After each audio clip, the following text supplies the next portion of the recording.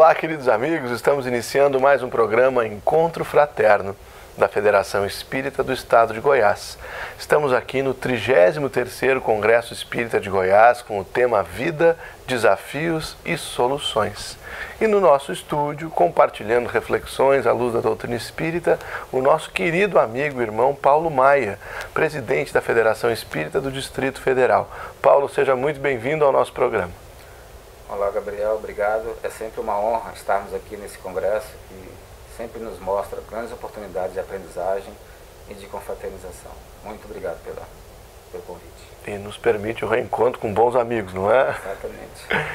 Pois bem, muito se tem falado, inclusive esse tema ele perpassa pelas temáticas do Congresso, Paulo, nos nossos contextos de transição planetária.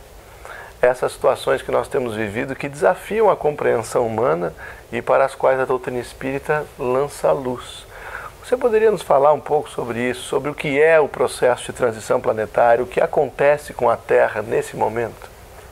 É um momento convulsivo, né? Onde espíritos que não se adaptaram ao processo de aprendizagem da Terra insistem em se manter, insistem em praticar atos que não são condizentes com a nossa mensagem do momento, que é de paz, de fraternidade, e também de espíritos que vêm trazer e reforçar essa mensagem de paz e fraternidade para a humanidade. Então, são aqueles que vão partir, que ainda permanecem, que não terão mais condições de estar nesse estágio de aprendizagem, terão que ir para outro local, onde a lição e o local é mais adequado à aprendizagem, e aqueles que vêm trazer uma nova ordem, um novo momento. Então, esses espíritos estão convivendo. Daí nós temos exemplos de bondade extrema, de caridade extrema e momentos de crueldade extrema, de pessoas matando pessoas, fazendo atos que já não são mais condizentes com a nossa condição. Sim. Então, nós vivemos nesse conflito, luz, sombra, treva e a verdade. E entre essas questões extremas, parece que o nosso desafio é com o que sintonizar, com o que se somar, de que forma nós, os nossos amigos que nos assistem em casa, podemos nos aproximar do bem e de certa forma nos colocarmos a salvo ainda dessas influências que são primitivas, que são cruéis, que são egoístas demais. São influências que nós ainda trazemos também, né, Gabriel? Ainda trazemos a sombra, a luz dentro de nós. E você falou uma palavra muito forte, que é a sintonia. Com o que sintonizar? Nós temos que buscar sintonizar com a mensagem cristã, a mensagem de Jesus. Ele nos disse, né, eu sou o caminho da verdade e da vida. Então, apesar de nossas fragilidades, apesar de nossas limitações, acho que nós temos que buscar coerência. Talvez o nosso grande desafio é estar coerente com essa mensagem libertadora do Cristo e buscar sintonizar com ela a todo instante. Daí o vigiar e orar. No carro, no trânsito, somos sempre convidados ao desalinho, a um ato impensado. É o momento de mantermos no carro uma música, uma palestra, não sintonizando com essas notícias que nos assombram o tempo todo, né, pelos requintes de crueldade, maldade dos seus atores, e a gente manter esse estado de vigilância, da oração, do esforço, né, constante da oração no trabalho, e acima de tudo da prática, porque a prática em ambientes onde a gente faz o bem com companheiros, na casa espírita, onde quer que seja, a gente acaba ali se afinando com espíritos protetores, cuidadores, que de certa forma nos ajudam a nos manter fortes. Porque nenhum de nós está imune a uma queda nesse momento. Somos ainda criaturas muito frágeis, né, Paulo? Pois é. E você nos fala da reencarnação de espíritos com propensão ao bem, né? Que temos ao mesmo tempo espíritos que estão impulsionando o progresso e aqueles que ainda não têm condições de fazê-lo estão se valendo desse momento na Terra, embora almas na retaguarda da evolução. Esta geração nova que tem convivido conosco, que características tem esses espíritos, que desafios essa geração traz consigo e também como ela nos desafia no seu processo educativo? É um processo realmente desafiante, a palavra certa é essa. Para eles, porque vêm com fragilidades, vêm também com algumas dificuldades de relacionamento por questões de vidas passadas, mas vem propenso a uma mudança, a uma convicção, a uma fidelidade a um princípio, e que a gente tem que aproveitar e mostrar o princípio da verdade, do amor e da justiça para eles. Porque senão serão cooptados por outros princípios, como tem acontecido. Nossos modelos de liderança da humanidade hoje, a gente tem extremos, né? Pessoas drogadas, pessoas violentas, pessoas aí viciadas em coisas anormais, atitudes que não são consideradas regulares dentro de uma família. E, por outro lado, temos também pessoas que vêm trazer mensagens de solidariedade, de fraternidade, de paz. E essa juventude clama por uma direção, clama por uma liderança. E aí nós temos um desafio de começarmos cedo. Primeiro, preparando, orientando e até lançando desafios para que eles possam realizar. A gente vê na juventude hoje e até na adolescência, jovens com capacidades profissionais incríveis em diversos setores, né? Capacidades intelectuais e que precisam de uma orientação, de um apoio, de um reforço. Então eu vejo muito o nosso papel, o nosso grande desafio é não tolher e mais estimular, né? Não deixar sozinho, mas estar junto e apoiando. Obrigado. E aprendendo com eles, né? Com toda certeza, né, meu amigo? Vamos continuar falando da geração nova, acho que ainda tem mais para refletirmos sobre isso, logo depois do nosso primeiro intervalo. E você que está nos acompanhando por aí, vamos pensar um pouco como são esses espíritos que andam reencarnando no seu lar e também compreender esses acontecimentos que muitas vezes têm feito com que muitas almas retornem coletivamente ao mundo espiritual. Não saia daí.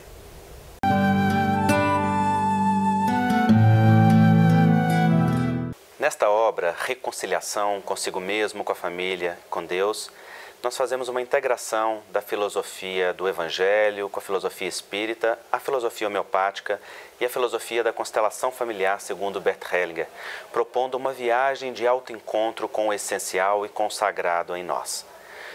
Através do acolhimento da nossa sombra, da inclusão dos excluídos e de um movimento de amor que olha para aquilo que é cheio na vida, nós podemos nos reconectar à nossa essência, à nossa fonte, e, sobretudo, nos reconectar a Deus, à nossa grandeza máxima, à nossa fonte primeira, o nosso Criador.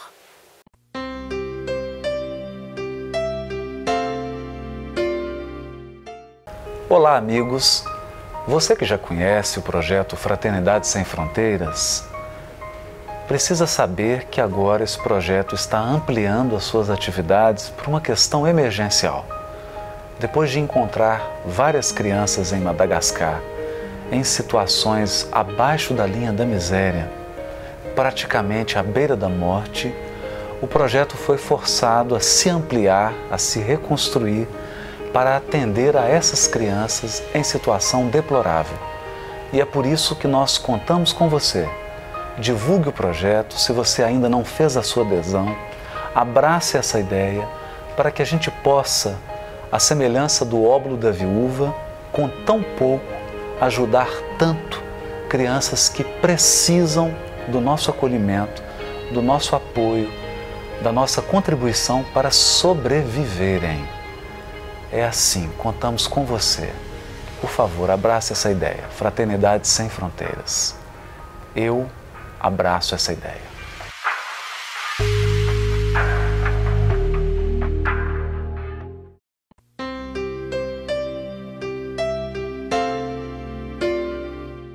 Estamos de volta com o nosso programa Encontro Fraterno, compartilhando uma conversa muito agradável com o nosso irmão Paulo Maia, presidente da Federação Espírita do Distrito Federal.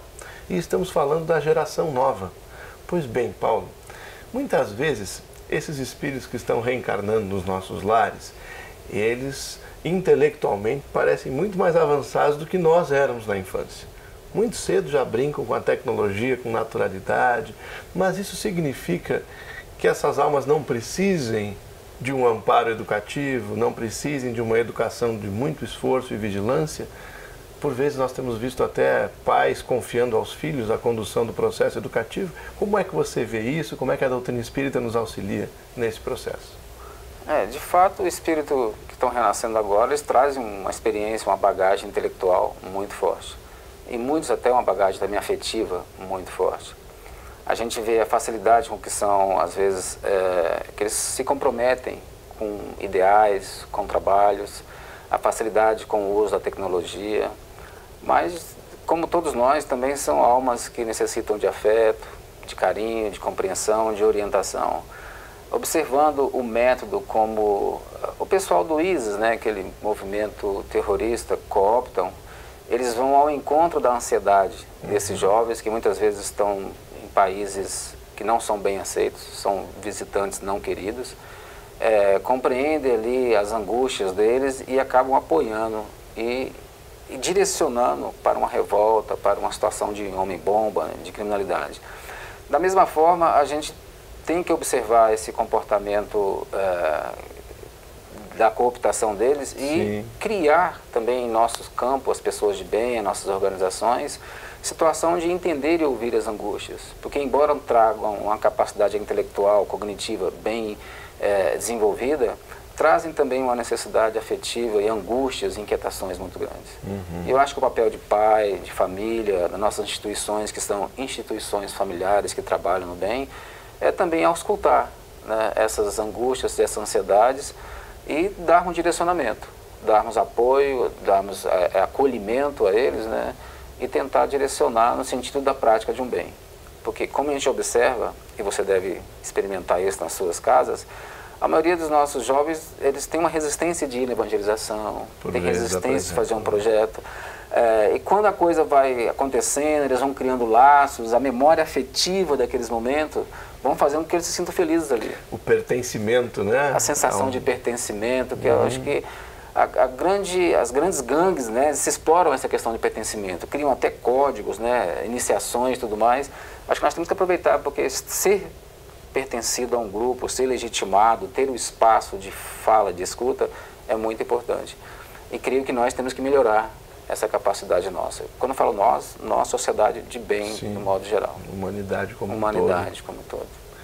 E Paulo, não raras vezes nós temos visto por toda parte grandes acidentes de aviação, outras circunstâncias de fenômenos naturais, situações que têm feito como incêndios e outras dessa natureza, com que muitas almas desencarnem ao mesmo tempo. Isso comove muito a sociedade, inquieta alguns, revolta outros. Como que nós podemos compreender essas desencarnações coletivas no processo de transição planetária?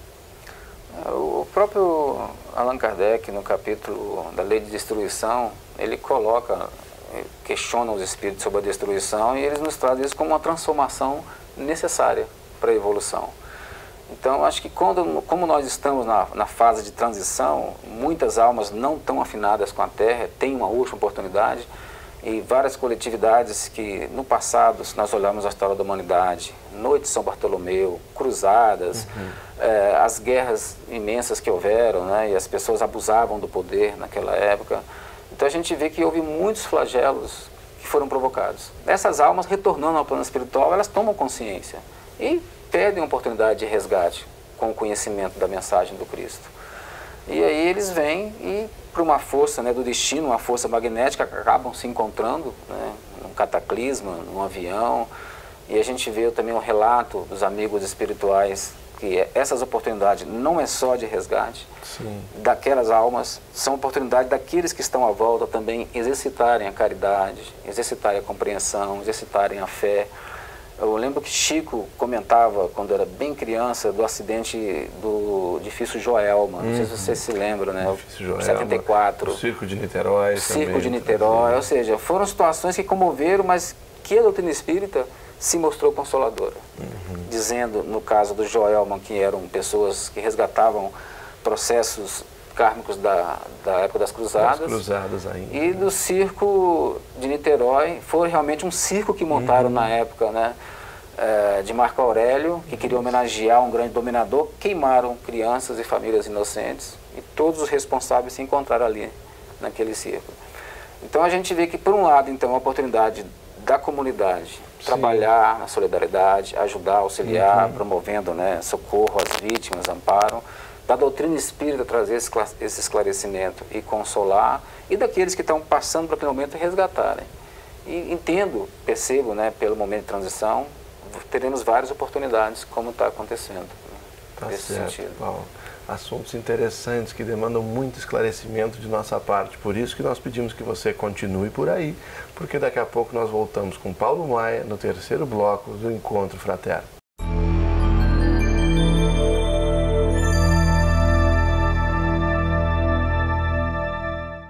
No Tira Dúvidas de hoje, trazemos para você a seguinte reflexão. O espírito pode encarnar em planetas diferentes de uma encarnação para outra ou cumpre um cronograma de encarnações sucessivas na Terra, Elzi? Nós realmente cumprimos um cronograma de evolução. Tanto poderá ser executado neste planeta, com oportunidades bem melhores, porque traremos um acervo de experiências e a certeza de que temos que nos modificar para melhor, porque a experiência de uma encarnação não é nada mais do que uma oportunidade para crescimento, para ressarcir débitos, para adquirir novos entendimentos em relação à evolução do espírito. Poderá ser tanto neste planeta para se crescer, como em outro, porque existem muitas moradas na casa do Pai. Então, tenhamos a preocupação com o nosso hoje, com o nosso agora, porque o nosso futuro será simplesmente uma continuação do que nós estamos fazendo para melhor. Pois é, o plano infinito de Deus traz para nós recursos e condições de nós termos experiências onde for necessário, onde significar mais para as nossas conquistas evolutivas.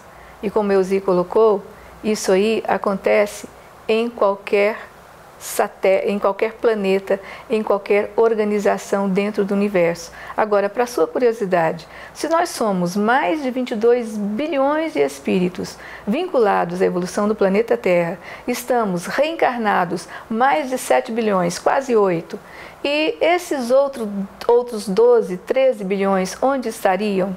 É claro, nas esferas espirituais em volta do próprio planeta, mas muitos deles em outras dimensões, em outras galáxias, em outros sistemas, dando origem às suas conquistas. E sendo necessário para auxiliar ou ter alguma tarefa no planeta, eles retornam sobre as bênçãos de Deus. Vêm até nós como aqueles grandes luminares da humanidade que vêm dar um impulso ao nosso progresso. Esse foi o nosso tema do Tira Dúvidas de hoje. Para suas questões, tiraduvidas@fego.org.br. Até a próxima.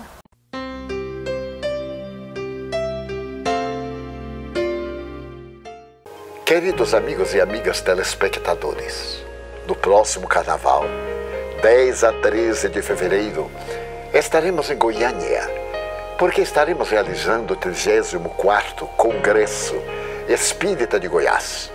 Nessa oportunidade valiosa, estaremos estudando os 150 anos da obra básica de Allan Kardec, a Gênese.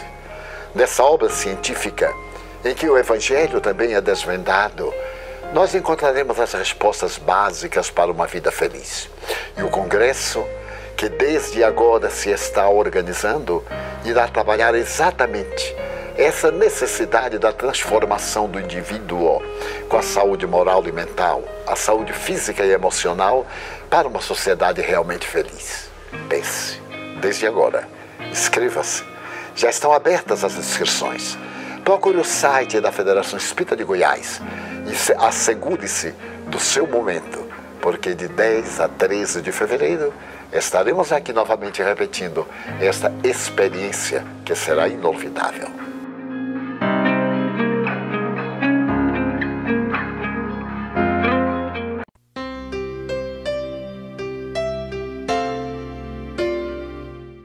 Estamos de volta com o Encontro Fraterno, desfrutando do entendimento das palavras esclarecedoras do nosso irmão Paulo Maia, presidente da Federação Espírita do Distrito Federal, visitando aqui o 33º Congresso Espírita de Goiás.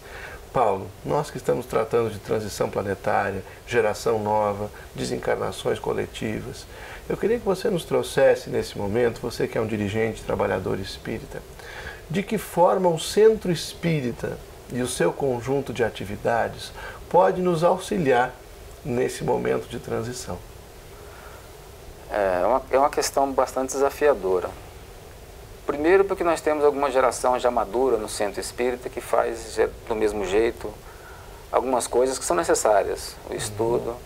Por outro lado, essa geração inquieta que não consegue ficar 5 minutos concentrada numa aula de evangelização, não consegue ouvir aquelas palestras discursivas sem, né, interação.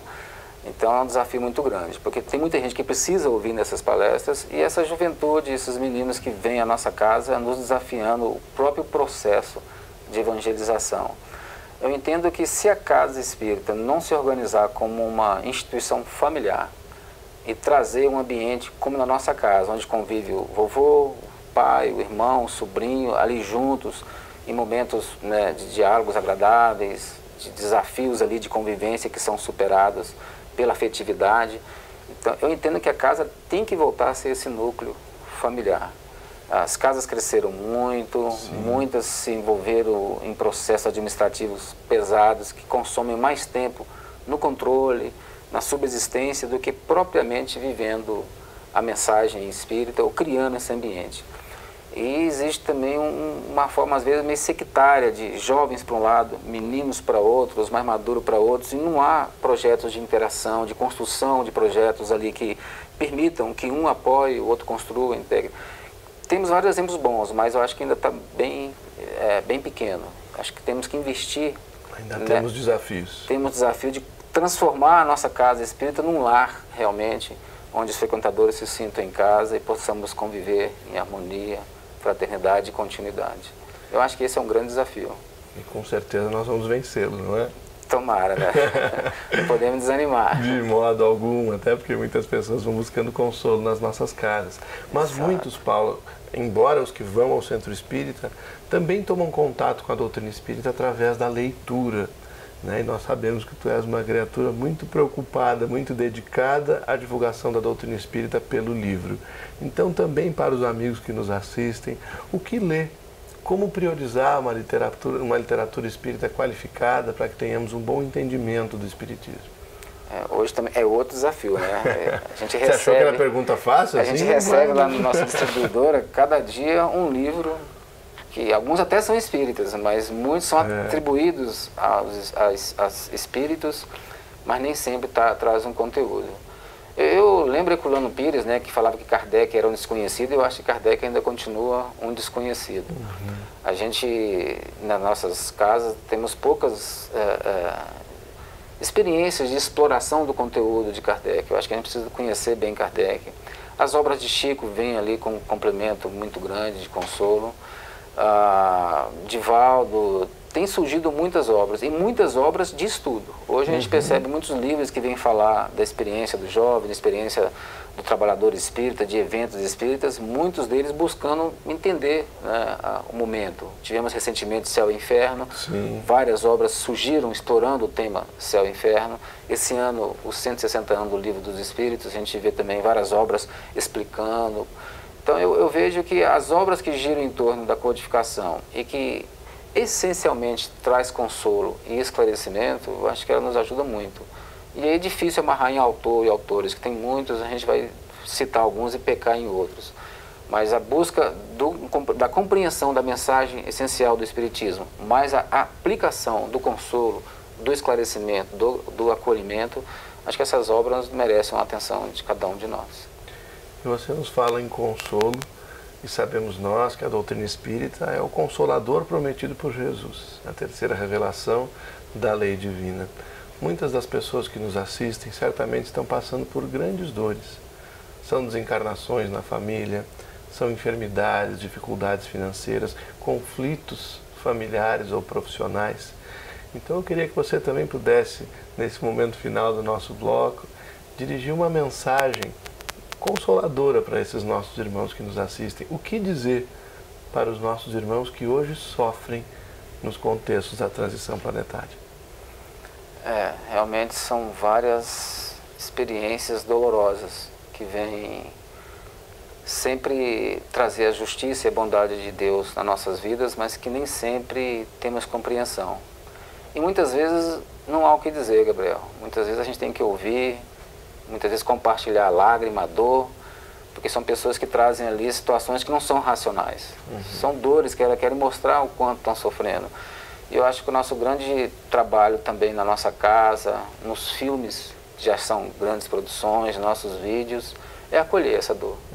É tentar mostrar que é uma coisa natural, a dor e o sofrimento, mas por pior que seja a luta, por mais difícil que seja a situação, ninguém está abandonado. Podemos nos sentir sozinhos, podemos nos sentir na pior das dores, mas nenhum de nós está abandonado. Jesus falou que das ovelhas que meu Pai me confiou, nenhuma se perderá.